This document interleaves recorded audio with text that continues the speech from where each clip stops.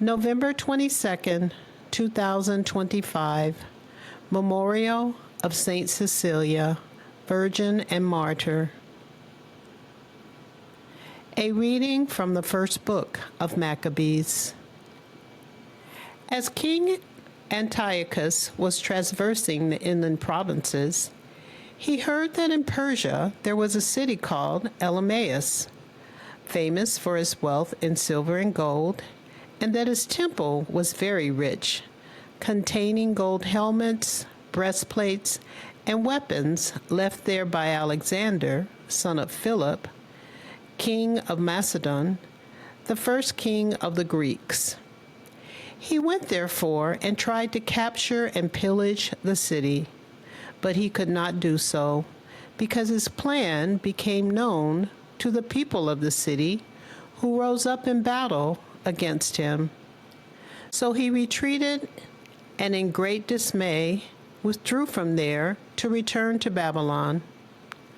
While he was in Persia, a messenger brought him news that the armies sent into the land of Judah had been put to flight, and that Lysias had gone at first with a strong army and been driven back by the children of Israel, that they had grown strong by reason of arms, men, and abundant possessions taken from the armies they had destroyed, that they had pulled down the abomination which he had built upon the altar in Jerusalem, and that they had surrounded the high walls, both the sanctuary, as it had been before, and his city of Bethzur. When the king heard this news, he was struck with fear and very much shaken. Sick with grief because his designs had failed, he took to his bed. There he remained many days, overwhelmed with sorrow, for he knew he was going to die. So he called in all his friends and said to them, "Sleep has departed from my eyes, and my heart is sinking in anxiety. I said to myself, into what tribulation have I come, and in what floods of sorrow am I now? And yet I was kindly and beloved in my rule, but I now recall the evils I did to Jerusalem, when I carried away all the vessels of gold and silver that were in it, and for no cause gave orders that the inhabitants of Judah be destroyed. I know that this is why these evils have overtaken me, and now I am dying in bitter grief in a foreign land." The word of the Lord. Thanks be to God. The responsorial psalm. The response: I will rejoice in your salvation, O Lord. I will rejoice in your salvation, O Lord. I will give thanks to you, O Lord, with all my heart. I will declare all your wondrous deeds. I will be glad and exult in you. I will sing praise to your name, Most High. I will rejoice in your salvation, O Lord. Because my enemies are turned back, overthrown, and destroyed before you, you rebuked the nations and destroyed the wicked.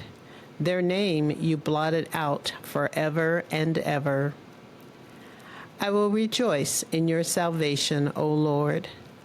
The nations are sunk in the pit they have made. In the snare they set, their foot is caught. For the needy shall not always be forgotten, nor shall the hope of the afflicted forever perish. I will rejoice in your salvation, O Lord. A reading from the Holy Gospel according to Luke. Glory to you, O Lord. Chapter 20, verses 27 through 40.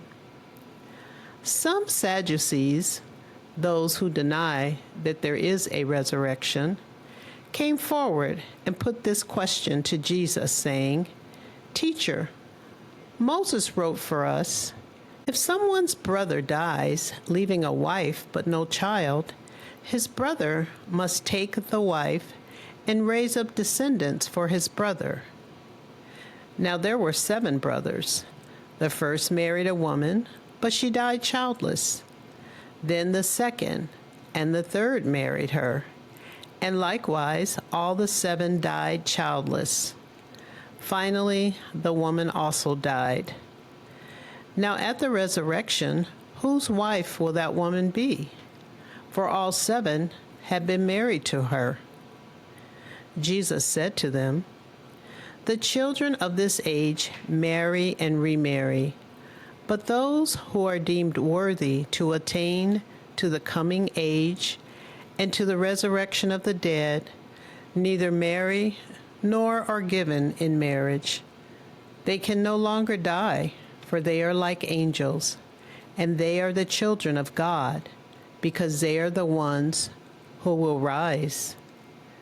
That the dead would rise, even Moses made known in the passage about the bush, when he called Lord, the God of Abraham, the God of Isaac, and the God of Jacob.